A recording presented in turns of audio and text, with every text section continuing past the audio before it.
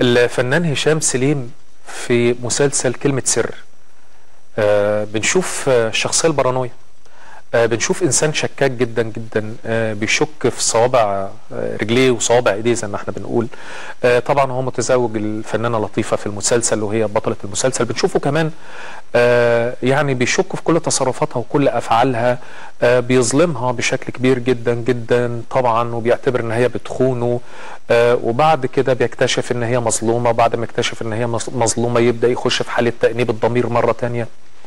الشخصية البارانوية كده هي شخصية شكاكة، شخصية يعني لو هي متجوزة حد او لو هو متجوز حد او حتى لو خاطب حد او مخطوب لحد، تبص تلاقيه يعني انت في المكان الفلاني، طب صور لي المكان، عايز يتأكد، بيشك في كل حاجة يعني. وده شيء صعب جدا جدا، وحالة الشك الشديدة جدا جدا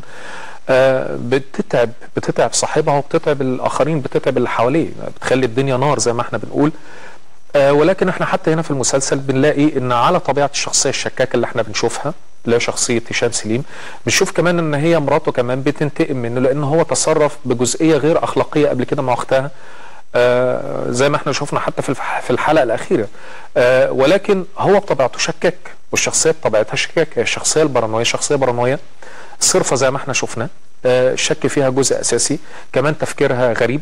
احيانا بنبص نلاقي بني ادم بيمتهن، يعني ممكن يعني ياخد مثلا الناس اللي هم احنا بنشوفهم دول اللي هم بيتطرفوا، افكارهم غريبه بعيده المدى شويه، مش طبيعيه. يعني دي الشخصيه البارانويه زي ما احنا بنقول عليها اللي اتواجدت في المسلسل، واللي مثلها الفنان هشام سليم باقتدار.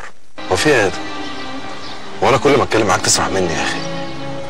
انا اسف يا شريف، بس انا مش مظبوط. مش مظبوط ليه؟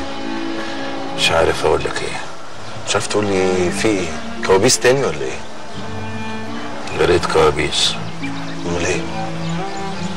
تهيؤات. يعني ايه تهيؤات؟ يعني بشوف ناس بتطلع لي وتختفي فجأة. لكن ما عنديش غير